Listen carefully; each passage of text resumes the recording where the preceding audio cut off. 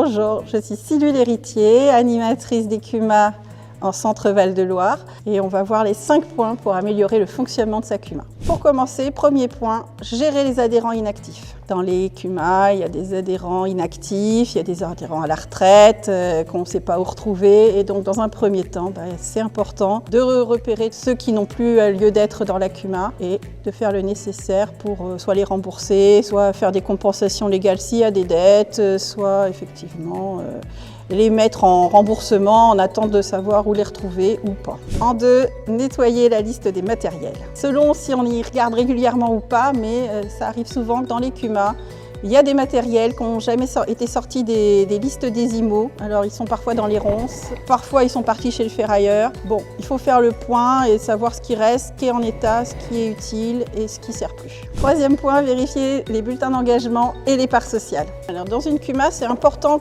d'avoir des papiers signés, d'avoir des choses qui garantissent le bon fonctionnement dans l'avenir et les bulletins d'engagement.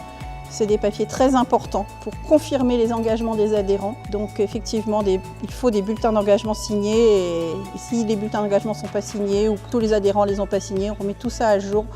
On profite d'une journée d'hiver pour faire le tour. 4. Mettre à jour le CABIS et les statuts. Alors juridiquement, c'est toujours quelque chose d'un peu ennuyeux, mais avoir des statuts à jour et un CABIS à jour, c'est important pour un bon fonctionnement de CUMA. Il faut que tous les administrateurs soient inscrits sur le CABIS.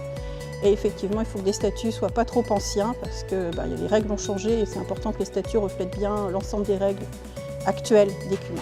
Dernier conseil, mettre à jour le règlement intérieur. On a tendance dans les CUMA à avoir des vieux règlements intérieurs qui datent de la période de la création.